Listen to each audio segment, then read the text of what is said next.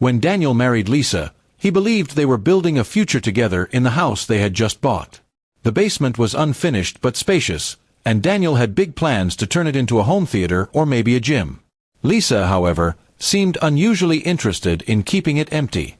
She often made comments like, "We should keep it open, just in case." Daniel thought nothing of it at the time.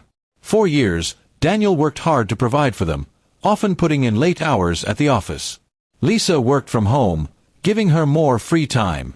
She'd claim she was busy with online meetings or errands, but Daniel began to notice small changes. She dressed up more often, started wearing perfume even when she stayed home, and kept her phone hidden. Still, Daniel pushed away his doubts. One evening, while Lisa was out shopping, Daniel's friend Mark stopped by unexpectedly. They went into the basement to grab some tools when Mark noticed something odd, a mattress leaning against the wall, still wrapped in plastic. Next to it was a small pile of folded clothes, a toothbrush, and men's shoes that Daniel had never seen before. A chill went through him. Daniel didn't confront her immediately. Instead, he quietly began paying closer attention.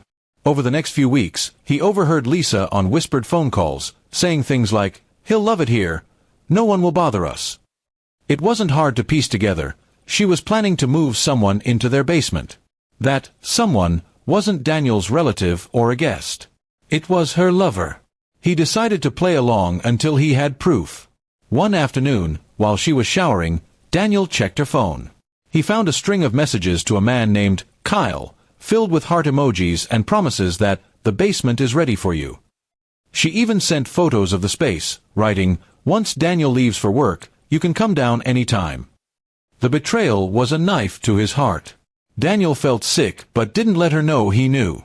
Instead, he began to plan his own revenge. He contacted a lawyer and quietly moved large amounts of money from their joint account into one she couldn't access. He also had the locks to the basement door changed, both upstairs and the outside entrance. A week later, Lisa told him she had a surprise, and needed him to work late so she could set it up. Daniel nodded, pretending to be clueless. That night, instead of going to work, he parked his car down the street and waited. Just as he suspected, a man arrived carrying 2 duffel bags. Lisa greeted him with a kiss before leading him toward the basement entrance. When Kyle discovered the lock had been changed, Lisa panicked. She called Daniel, trying to sound innocent, but he didn't answer. Instead, he walked up from behind them, keys in hand, and said coldly, "Looking for something?" The shock on their faces was priceless. Without a word, he handed both of them an envelope, Lisa's divorce papers. Lisa tried to plead with him, saying it wasn't what it looked like, but Daniel just laughed bitterly. He told her he knew everything, from the text messages to the plan of secretly living with her lover under his own roof. Kyle looked embarrassed and muttered something about just leaving, but Daniel had already called the police to have him removed for trespassing. The next morning, Daniel changed all the locks in the house and packed Lisa's things into boxes. She had to call her sister to pick her up. He also had the lawyer freeze her access to their joint assets, leaving her with nothing but the clothes she took that day. It didn't end there. Daniel also posted a simple message on social media. "To everyone asking why Lisa is no longer living here, ask her who Kyle is." Within hours, mutual friends and family members learned the truth. The embarrassment was more than she could handle, but Daniel didn't care anymore. Over time, Daniel renovated the basement into a home theater just as he originally planned.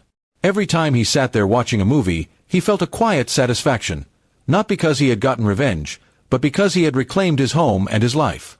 Lisa had underestimated him, thinking she could play him for a fool. Kyle never showed his face again, and Lisa eventually moved out of town. Daniel heard rumors she was struggling financially and bouncing from place to place. He didn't feel pity, she had made her choice.